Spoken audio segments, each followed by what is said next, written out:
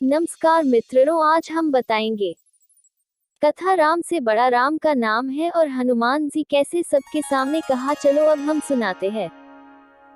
इतना सुंदर कथा का चित्रण किया गया है, लगता है सारे दृश्य आंखों के सामने ही चल रहा है। जय सीताराम, जय बजरंग बली। पुराणों में इस कथा का उल्लेख है कि अश्वमेध यज्ञ के पूर्ण होने के पश्चात श्री राम ने एक बड़ी सभा का आयोजन किया। सभी राजाओं को उसमें आमंत्रित किया गया। सभा में आए नारद जी के भड़काने पर एक राजा ने भरी सभा में ऋषि विश्वामित्र को छोड़कर सभी को प्रणाम किया। ऋषि विश्वामित्र गुस्से से भर उठे और उन्होंने राम से कहा कि अगर सूर्यास्त से पहले श्री राम ने उक्त राजा को मृत्यु दंड नहीं दिया तो वो राम को शाप दे देंगे। श्राप के भयभीत होकर श्री राम ने उस राजा को सूर्यास्त से पहले मारने का प्रण ले लिया।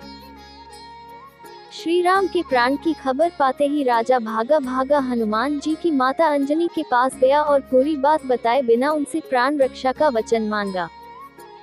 माता अंजनी ने हनुमान जी को राजा की जान बचाने का आदेश दिया। हनुमान जी ने श्री राम की कसम खाकर कहा कि कोई भी राजा का बाल भी बांका नहीं कर पाएगा।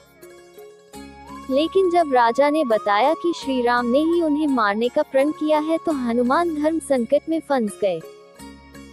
हनुमान के सामने धर्म संकट खड़ा हो गया कि वो राजा के प्राण कैसे बचाएं। अगर राजा को मौत मिलती है तो माता का दिया हुआ वचन पूरा नहीं हो पाएगा। अगर राजा को बचाया तो श्री राम का प्रण पूरा नहीं हो पाएगा और उन्हें शाप मिलेगा। उलझन में फंसे हनुमान जी को एक युक्ति सूझी।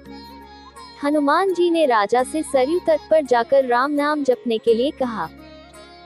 हनुमान जी खुद सूक्ष्म रूप में राजा के पीछे छिप गए।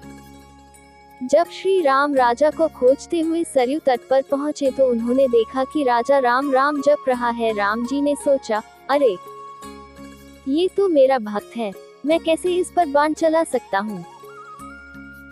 श्री राम महल को लौट गए और विश्वामित्र से अपनी दुविधा कही। विश्वामित्र अपनी बात पर अड़े रहे और श्री राम को फिर से राजा के प्राण लेने के लिए सरयू तट पर लौटना पड़ा। सारा राज्य देख रहा था कि कैसे श्री राम दुविधा में फंसे हैं।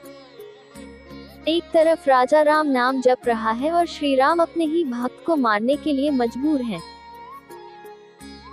सभी सोच रहे थे कि ऐसे वक्त में हनुमान को राम के साथ होना चाहिए था, लेकिन हनुमान जी थे कहाँ।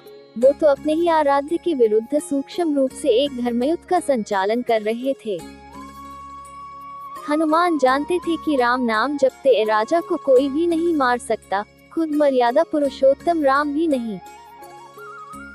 राम जी जब फिर से सरयू तट लौटे तो राजा को मारने के लिए शक्ति बाण निकाला, लेकिन तब तक राजा हनुमान जी के कहने पर सिया राम जपने लगा। राम जानते थे कि सिया राम जपने वाले पर शक्ति बाण असर नहीं करता। वो बेबस हो गए और महल को लौट पड़े। उधर विश्वामित्र उन्हें लौटा देखकर शाप देने को उतारू हो गए और राम को फिर सरयू तट पर जाना पड़ा। इस बार राजा हनुमान जी के इशारे पर जय सियाराम जय जय हनुमान गा रहा था। राम ने सोचा कि मेरे नाम के साथ साथ ये राजा शक्ति और भक्ति की जय बोल रहा है, ऐसे में मेरा कोई अस्त्र से मार नहीं पाएगा। इस संकट को देखकर श्री राम को मूर्छा आने लगी तो अयोध्या के साधु संतों में खलबली मच गई। तब ऋषि वशिष्ठ ने ऋषि विश्वामित्र को सलाह दी कि राम को इस तरह संकट में नहीं डालना चाहिए। उन्होंने कहा कि राम चाहकर भी राम नाम जपने वाले को नहीं मार सकते, क्योंकि जो बल राम के नाम में है और खुद राम में नहीं है। संकट बढ़ता देखकर ऋषि विश्वामित्र ने राम को संभाला और अपने वचन से मुक्त कर दिया। मामला संभलते देखकर राजा के पीछे छिपे हनुमान वापस अपने रूप में आ गए और श्री राम को प्रणाम किया।